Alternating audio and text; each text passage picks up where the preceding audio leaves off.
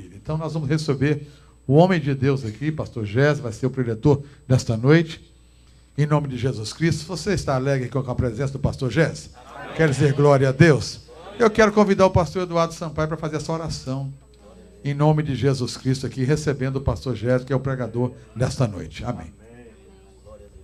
Querido Senhor, meu Salvador e amado Mestre, mais uma vez te damos graças pelo culto dessa noite. Os louvores que já foram entoados, palavras que já foram ditas, e mais uma vez te damos graças porque o Senhor nos salvou e nos amou de uma maneira muito especial. Aqui está o teu filho que vai ministrar a sua palavra, palavra viva, poderosa. Mais uma vez que ela possa fluir dos altos céus e trazer aos nossos corações a tua graça, o teu poder. Mais uma vez usa o teu filho, em nome de Jesus. Amém. Cumprimento os irmãos com a paz do Senhor. Amém. Queridos, podeis tomar os vossos assentos. Obrigado por esse gesto tão especial e bonito. Louvo a Deus de todo o coração pela vida do muito digno pastor da igreja, pastor Eduardo, sua digna família, e o cumprimento. E louvo ao Senhor por estar aqui nessa data tão especial e tão importante para ti. E ser honrado por Deus por traduzir a sua preciosa palavra aos nossos corações nesta noite. Aqui estivemos pela manhã, ministramos, ouvi durante o dia os pregadores, os palestrantes, e aprove o Senhor aqui estarmos para louvar ao Senhor mais uma vez. Amém, meus irmãos? Louva a Deus pela vida dos nobres pares. Para tanto os convido que abram as Bíblias no livro de Salmos 102. Relutei, confesso, com Deus para pregar esta palavra, todavia o Espírito de Deus fez descer ao meu coração isto e quero compartilhar com você. É uma palavra um tanto que difícil, todavia você vai entender. Pela instrumentalidade do Espírito Santo você vai compreender. Salmo 102, verso de número 6 e 7, diz assim a Bíblia: Sou semelhante ao pelicano no deserto. Sou como uma coruja na solidão, velo, e sou como um pardal solitário no telhado. Amém. Meus queridos e amados irmãos, é importante, no dia que se chama hoje, precisamente, neste tempo de celebração, de aniversário, comentarmos e iniciarmos filosoficamente sobre a vida. Já parou para pensar na vida? Creio eu que no dia do seu aniversário você pensa na vida. O que fiz, o que deixei de fazer, o que posso fazer. Obrigado por estar vivo. Viver é uma maravilha. Os filósofos e eruditos dizem e concluem rapidamente para você entender o seguinte: a vida é uma sucessão sucessiva de sucessos e insucessos que se sucedem sem cessar. Compreendem isso, falam isso, e a gente, se não confirma, a gente tem as nossas ressalvas, mas o certo é que a gente pensa acerca da vida. Eu sou crente, pastor, eu gosto de espiritualizar tudo, então vamos espiritualizar um pouco. Paulo apóstolo sabe um pouco acerca da vida, e entende acerca da vida, e fala acerca dela. O que é que ele fala? Ele escreve na sua missiva, na sua carta a Timóteo, no capítulo de número 4, na segunda carta, ele coloca no versículo de número 7, eu, Paulo, apóstolo, já estou sendo oferecido, e eu tenho combatido o bom combate, acabei a carreira e guardei a... É normal, é natural que Paulo fala nas entrelinhas acerca da vida, quando ele diz isso. Na antessala de sua morte, ele propala isso, ele fala isso. E quando ele diz tais palavras, ele faz-me entender, e você entender também, que a vida para ele não é nada mais do que uma carreira. Combati o bom combate, terminei a carreira que me está proposta. Veja que interessante e curioso, para ele a vida nada mais é do que uma carreira. O escritor anônimo aos Hebreus não fica por baixo, ele conclui um pouco acerca da vida. Ele vai no seu capítulo 12, versículo 1, ele diz assim: deixando de lado o pecado e o embaraço que tão de perto nos rodeia, prossigamos a carreira que nos está proposta. Eu não sei se você é do interior, assim como eu sou do interior do estado de São Paulo, mas carreira para mim é quando o pai chega em casa e o menino está ali junto com o pai diz, filho, dá uma carreira ali no quarto e pega um chinelo para mim. E aí o menino dá aquela carreirinha e pega o chinelo e vem. Isso é carreira. Agora, o escritor anônimo aos Hebreus conclui que a carreira é isso, a vida é isso. Veja, querido e amado irmão, há um detalhe sobrenatural aqui. Não é uma carreira pequena, não é uma carreira disponível apenas àqueles que pensam acerca da carreira, não.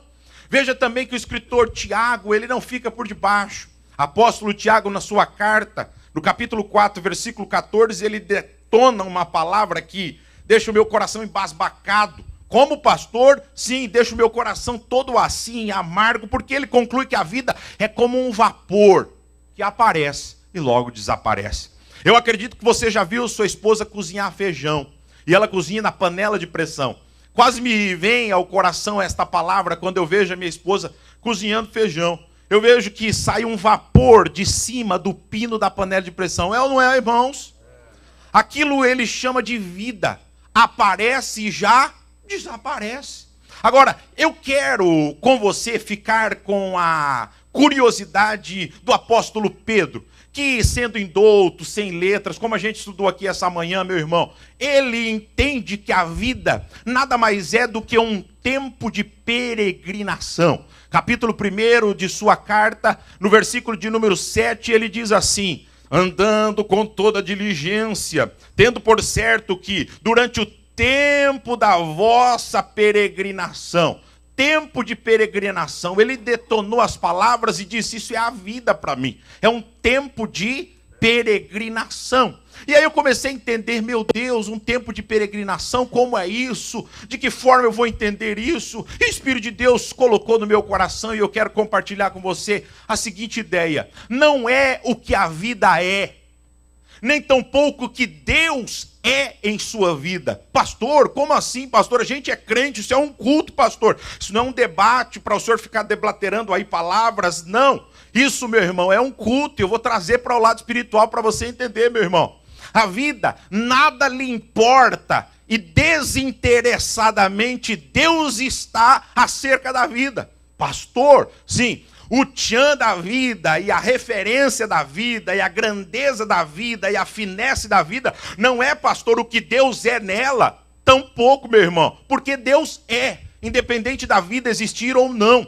Se esse planeta aqui fosse criado e somente existissem os animais, Deus assim os fizesse, e não existisse um homem sequer, a vida pouco importaria, como pouco importa para Deus. O fio da sua existência é tão insignificante diante de Deus que o escritor paralelo bíblico, ele diz que é como um tear de uma aranha. Basta apenas um toque e ele já morre. As pessoas que estavam vivas ontem, hoje, talvez não deveriam estar. Ou assim, de hoje para amanhã, porque a vida passa como um conto ligeiro. Então, pastor, já que não é o que Deus é na vida e não é o que a vida é, o que é, pastor, então? O grande espiritual aqui, o grande extraordinário para nós é o que eu sou na vida. É o que eu sou na vida. Pastor, o que é que isso tem a ver conosco? O que é que isso tem a ver com o pastor que está fazendo aniversário? E o que é que isso tem a ver com o 102? Quem que escreve o 102? Davi. E ele escreve exatamente no momento em que ele está vivendo a questão da vida dele. Pastor, como assim? Davi vem escrevendo esta expressão que nós temos acabado de ler aqui, a seguinte coisa. Ele diz, eu sou como um pelicano no deserto. Eu sou como uma coruja na solidão e eu sou como um pardal que está no telhado solitário. Quando é que ele escreve, pastor? Em que tempo de sua vida ele escreve? Ele escreve quando ele está vivendo um dos seus piores claustros, espiritual e como um pai, como um rei, como um déspota. Davi, o grande estadista, o grande rei de Israel, agora tem um problema dentro da sua própria casa. Com quem, pastor? Com seu próprio filho Absalão. Absalão assenta em seu coração de ser como o seu pai, de destronar o seu pai.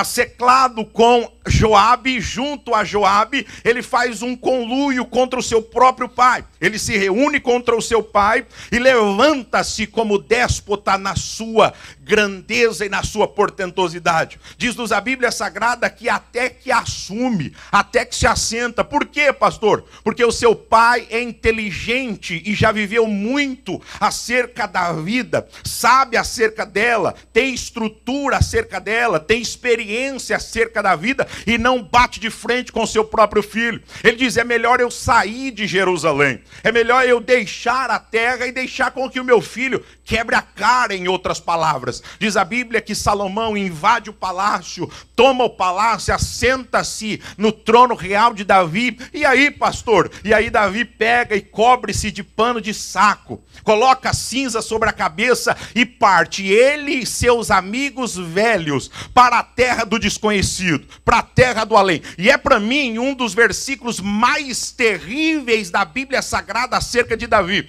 Qual é, pastor? 2 Samuel capítulo 15, versículo de número 20, eu tenho a ideia de um Davi frustrado, eu tenho a ideia de um Davi decepcionado, eu tenho a ideia de um Davi nervoso com a situação, mesmo porque Deus não havia permitido ele brigar, ele entrar numa situação claudicante para com seu determinado filho chamado Absalão. A Bíblia diz assim: e subiu Davi pela subida das oliveiras, subindo e chorando, com a cabeça coberta, caminhava com os pés descalços, e todo o povo que com ele ia, cada um cobria a sua cabeça, e subiam chorando sem cessar. Eu tenho a ideia de um rei, meu irmão, que sobe descalços a uma ladeira, chamada ladeira do Monte das Oliveiras, olhando para trás e chorando, dizendo: não é possível que eu fui traído por aquele que eu amava, não é possível que eu fui traído por aquele que eu respeitava, por aquele que eu queria bem. Ó, meu filho fazer isso comigo, eu esperava isso de todo mundo, mas do meu filho. E Davi sobe chorando. Agora, o interessante é que quando ele chega lá em cima, no cume do monte,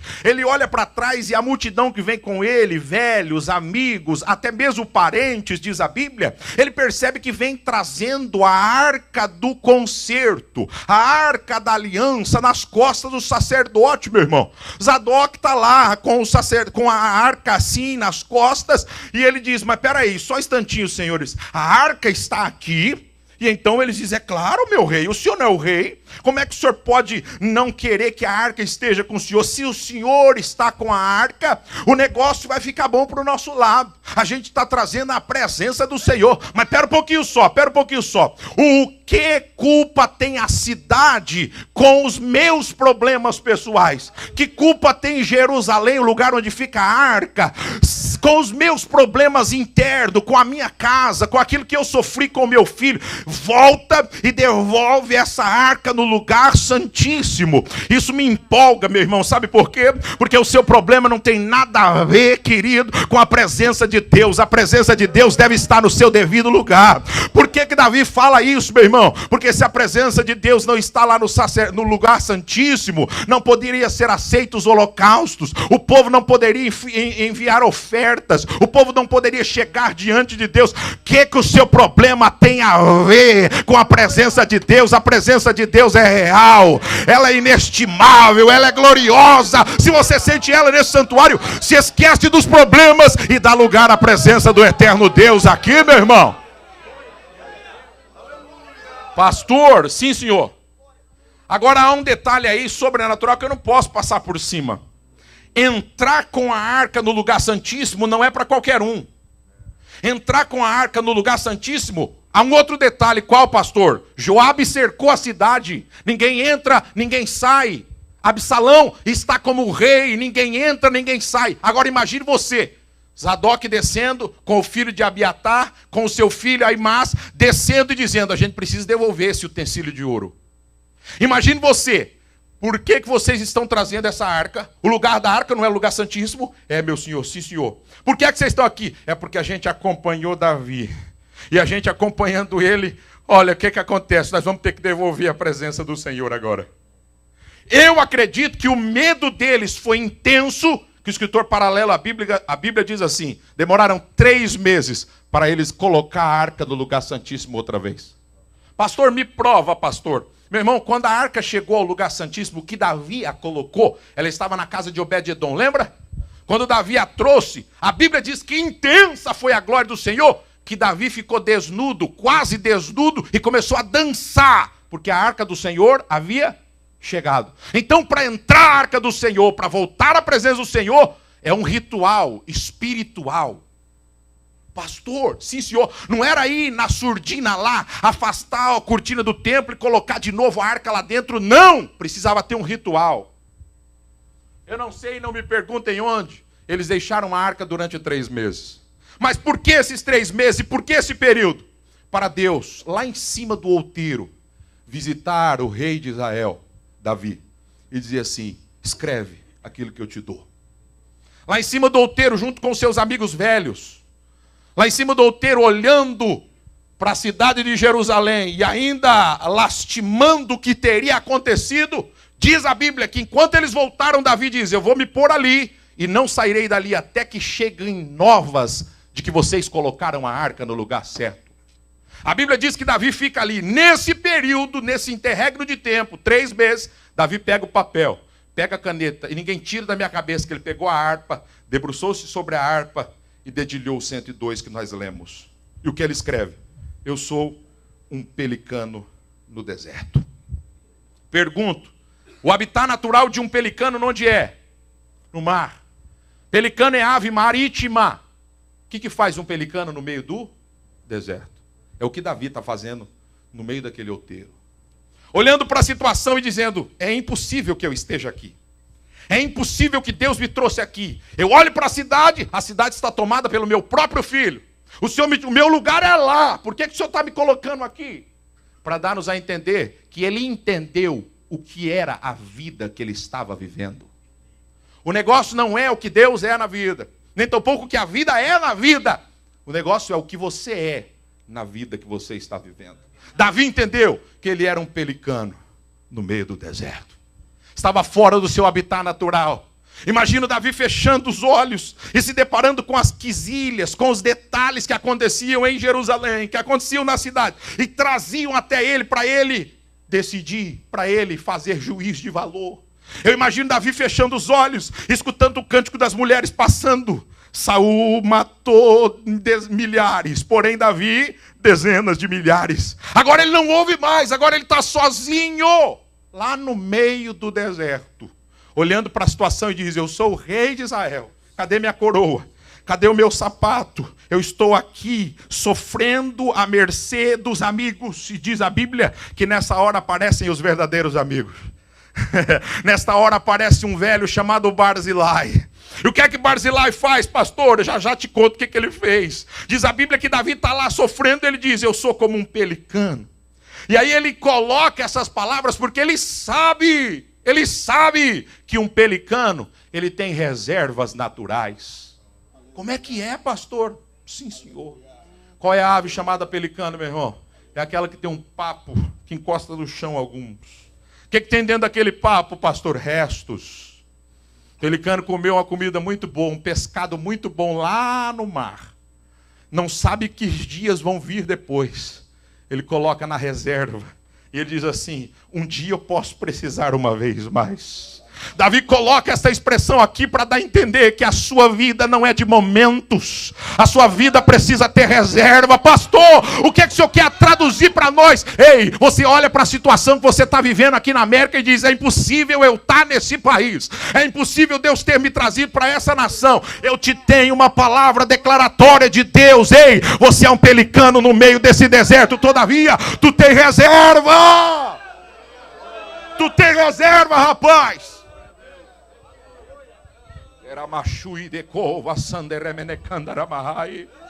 Sabe o que é, meu irmão? As reservas de oração do nobre pastor. Eu acredito que na madrugada, cavucando Deus e dizendo, Senhor, me dá reserva. Senhor, eu estou com um problema insolúvel, eu não sei mais o que eu faço, Senhor. Como é que posso eu estar aqui? O Senhor tem me dado mensagem, o Senhor tem me dado liderança, o Senhor tem me dado intelectualidade para administrar o seu povo, e eu estou aqui, Senhor, pregando evidentemente para pessoas, todavia, mais cadeiras do que pessoas. Senhor, o que é isso? E Deus diz, meu filho, tu tem reserva, aguenta. aguenta, espera, a notícia boa vai chegar, espera, vai aparecer aquilo que eu tenho te prometido, pelicano de Deus. É ou não é a sua vida assim, meu irmão? Vamos puxar pela memória aqui, agora eu vou rasgar o verbo, vocês vão ficar bravos comigo ou vão me amar. Como é que é, pastor? Meu irmão, você lembra daqueles cultos abençoados que você viveu lá no Brasil?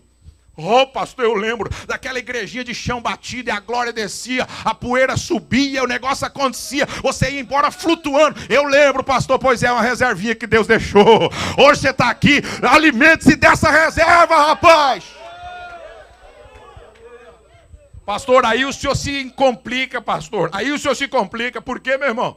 Porque a reserva do pelicano, ela acaba. Acaba. Ou se acaba. Reserva foi feita para acabar, meu irmão. Uma hora vai acabar. Não confia na reserva do teu carro de gasolina, você fica na rua aí. A reserva um dia acaba. Mas quando a reserva acaba e tu é um pelicano no deserto, Deus envia a providência. Como é que é, pastor? Prova, pastor. 17 lá de 2 Samuel. 17, 2 Samuel. Versículo 27. E sucedeu que chegando Davi a Manaim, sobe filho de Naás de Rabá, dos filhos de Amon, e Maquir, filho de Amiel, de Lodebar, e de Barzilai. Lembra que eu disse dele? O gileadita de Rogelim. O que é que eles fizeram? Trouxeram cama, bacia, vasilha de barro, trigo, cevada, farinha, grão torrado, fava, lentilha, torrada, mel, manteiga, ovelha, queijo, vaca, e trouxeram a Davi o povo que estava com ele, dizendo: esse povo está faminto, esse povo está cansado, e esse povo está sedento. Todavia, a providência de Deus para a tua vida, pelicano. Se você crê, recebe.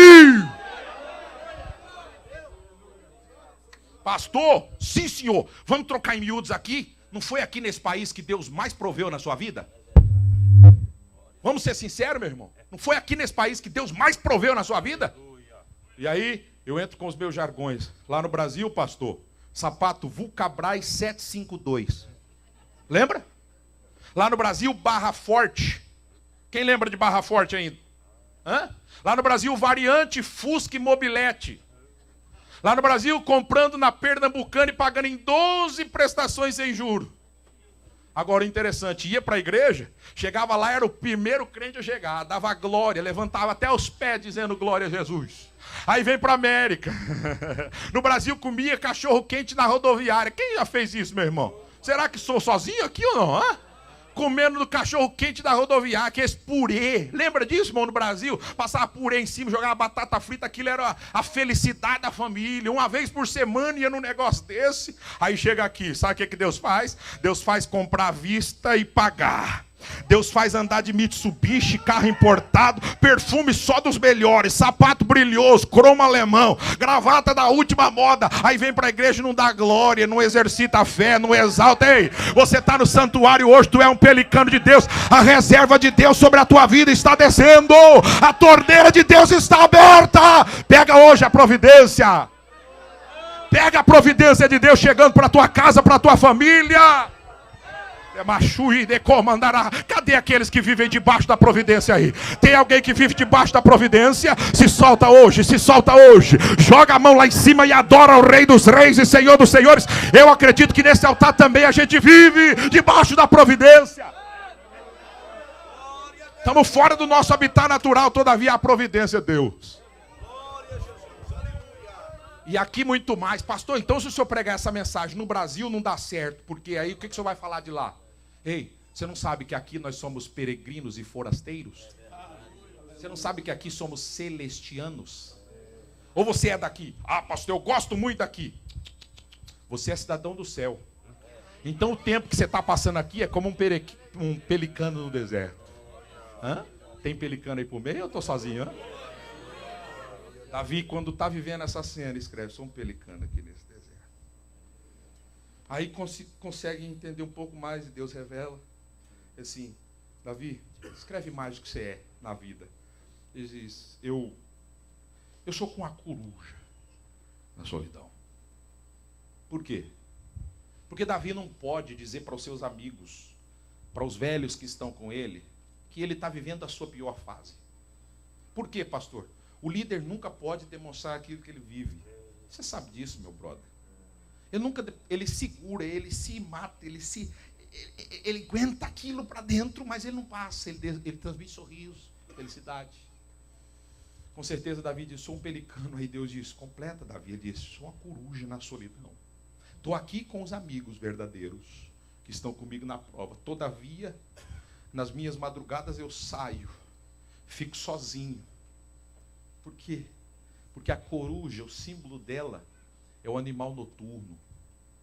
Você sabia que a coruja é o único animal que só dorme 4 horas das 24? Quê? Sim, senhor. Davi não dormia. Imagine a agonia do pai de ver o filho destronando ele. O clarão da cidade sobe, ele diz, o meu lugar é lá, mas eu fui destronado pelo meu próprio filho. Ninguém tira da minha cabeça que ele se esvaiu em lágrimas. E eu comecei a estudar um pouquinho sobre a coruja e descobri que esse é o único animal que chora. O último piado da coruja na madrugada é um piado agoureiro. Vocês são do interior, vocês vão entender. O agouro da coruja faz a gente tremer, ela chora. Há quem diga que já viu até lágrimas descer dos olhos da coruja.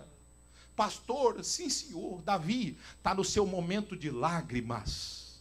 Por isso escreve, eu sou como uma coruja na solidão. A coruja já é um pássaro solitário, sim ou não? E agora está sozinha, chorando, nas madrugadas, jogado à mercê da sorte, sendo traído pelo seu próprio filho, acabado, dilacerado, com a alma agoniada. Todavia diz, eu sou como uma coruja. Agora, o que ninguém sabia é que a coruja também enxerga nas noites mais escuras. Davi está chorando, mas a memória e a fé estão latejando do coração. Eu ainda serei rei naquele lugar. Aí surgem as perguntas e os questionamentos pastorais e ministeriais, transliterando ao pastor. Foi o senhor que me chamou mesmo? O senhor me chamou para ficar chorando nas madrugadas? Eu não acredito que os senhores pastores aqui nunca viveram essa situação. Não foi o senhor que me chamou naquela vigília, naquela madrugada? Foi, filho. Mas agora é a hora da lágrima. Eu não vou derramar bênção sobre você e não vou te tirar daí enquanto não sair do seu canal lacrimal a última gota de lágrima que você tem para oferecer. Mas fique despreocupado, filho. O choro dura uma noite, mas a alegria vem ao amanhecer, aleluia. Você pode estar vivendo um período de lágrima, meu irmão, mas a vitória vem ao amanhecer. Descansa e sossega o teu coração. Pastor, prova bíblica, pastor, que o senhor tem para isso. Ninguém tira da minha cabeça, pastor Manuel, com a devida vênia, o devido respeito. Ninguém tira da minha cabeça que o chorão Jeremias está no calabouço só a chorar. Ele não tem mais palavra para dizer a Deus. Ele está no calabouço. O que é calabouço? Água, terra, barro, insetos.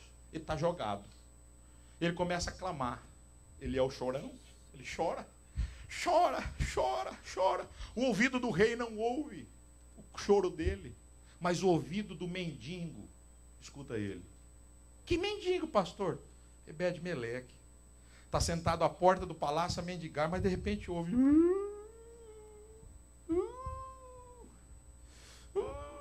Sim, eu estou ouvindo alguma coisa, não estou te tá vindo. E vai com o seu ouvido, a percepção de Ebed-Meleque me encanta. Diz a Bíblia que ele vai com o seu ouvido e acha, Jeremias que está no calabouço. Eu com a minha mão não posso estendê-lo e tirar de lá, todavia vou falar com o rei. Chega no rei e diz, rei, eu preciso tirar um profeta do calabouço. E o rei diz, você não tem dinheiro da minha parte. Você não tem corda da minha parte. Mas debaixo da tesouraria tem estopa. Tem trapo.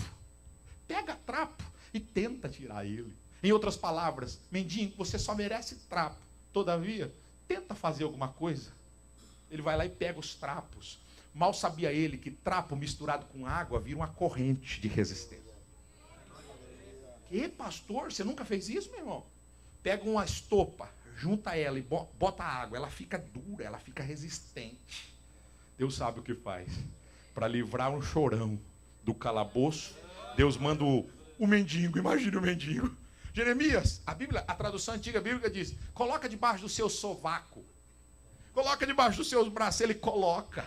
Com dificuldade. Pastor, quem é que molhou para ele o trapo? As suas lágrimas. Ninguém tira da minha cabeça que as lágrimas vão banhando o trapo. Ele diz, não é possível que o rei não me viu, não é possível que o sacerdote não me viu, não é possível que esse mendigo tenha me visto. E aquela água vai resistência dando ao trapo. E de repente ele começa a ser alçado, começa a subir e chega lá. Sabe o que eu quero te dizer? Enquanto você chora, Deus te tira do calabouço. Enquanto você vai sendo uma coruja, Deus vai se levantando em seu favor. Se você pode, adore e celebre ao Senhor. Não é possível que você ainda não chorou.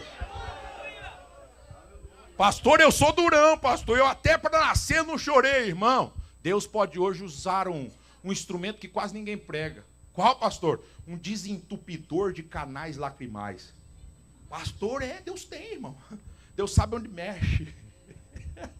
Deus toca lá na ferida e você não tem como não. Eu tenho que chorar. Isso quebra diante de Deus e Deus fala assim, eu só queria essa lágrima sua para te dar vitória. Davi está sendo um pelicano no deserto, está sendo uma coruja, chora demais. Mas aí vem a complementação do 107, ele diz, velo. Isso me encanta. Essa palavra aqui, vocês podem pregar ela o ano inteiro. Velo. O que é velo? Espero. Velo. Velo, agora não mais como um pelicano. Velo, agora não mais como uma coruja. Mas velo como um pardal. Solitário, na verdade, no telhado. Pastor, e quais são as características que você pode encaixar em Davi? Antigamente, pelicano, nem grunhia. Depois, coruja.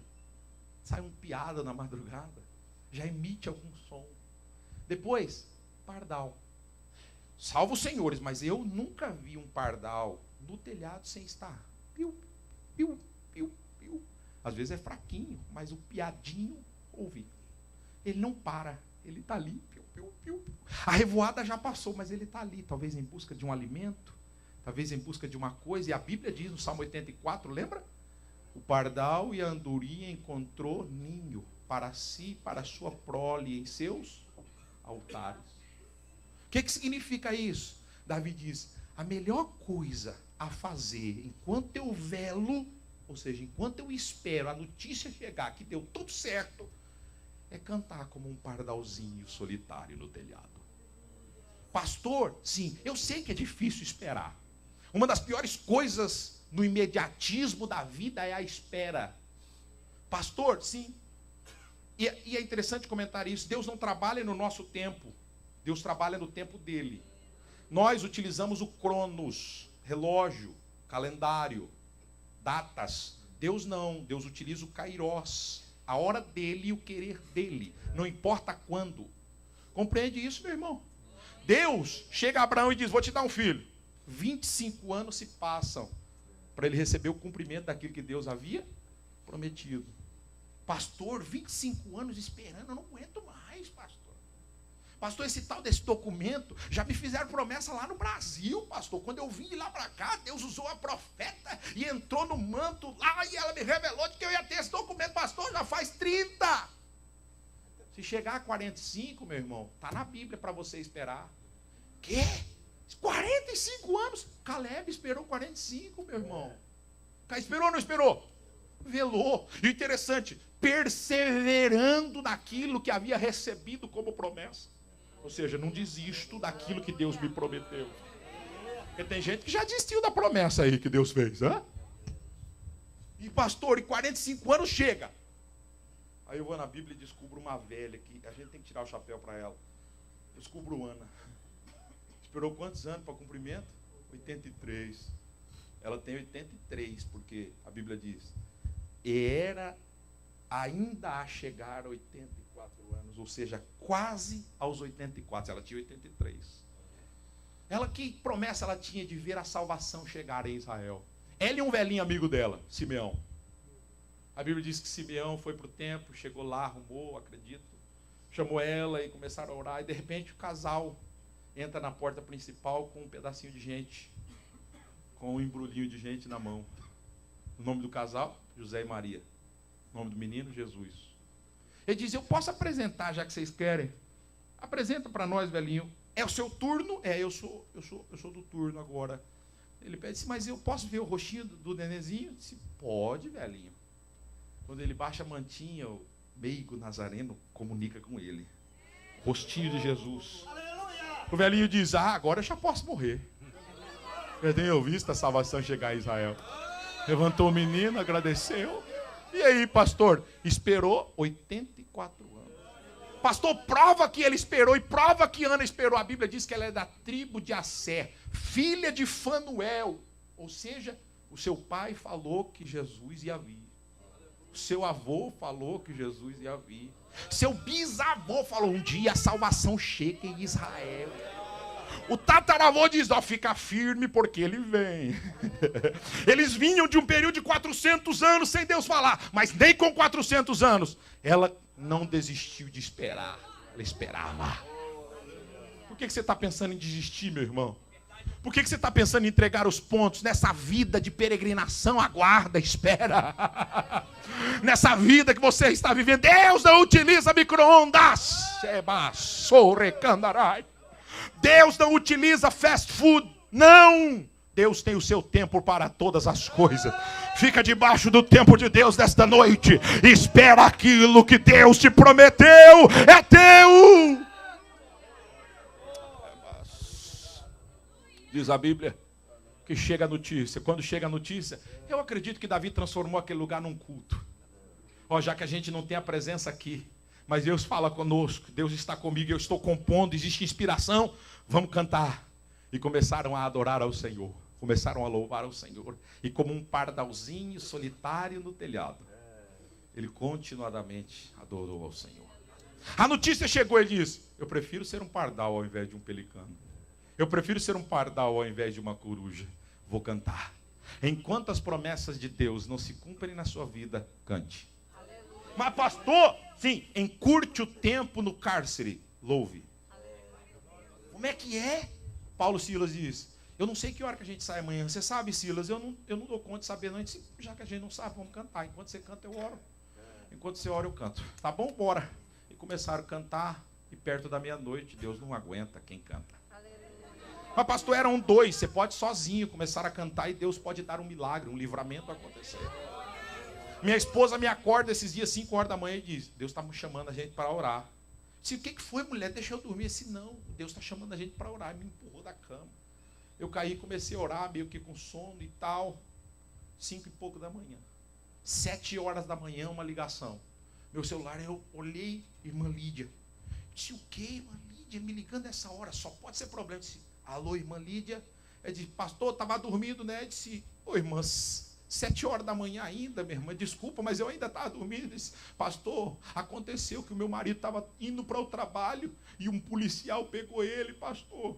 E eu comecei a orar porque ele ligou o telefone e eu comecei a ouvir ele conversando com o policial e o policial arrestando ele, prendendo ele, pastor. Eu não sabia o que eu fazia, eu comecei a orar. Nesse exato momento, Deus desperta a minha esposa, ela me desperta, já era 3, pardalzinho orando. Já era 3 pardalzinho clamando ao Senhor. Eu falei, irmã, me conta a novidade, fala o que aconteceu. Ele disse, pastor, e começou a chorar. Eu disse, o que foi, mulher? Fala logo. Ele disse, pastor, ele já está aqui em casa. Pastor, ele já está aqui em casa. Irmã, não prenderam ele nada? Eu disse, não, pastor, não falaram quase nada com ele, pastor. O policial fez que não entendia o espanhol dele, pastor. Ele está aqui para a glória do nome do Senhor nosso Deus. Sabe o que eu quero te dizer, meu irmão? Tu é um pardalzinho, pastor, estou sozinho, mas vai cantando, vai adorando, vai orando, que Deus entra com milagre e recebe essa palavra em nome de Jesus.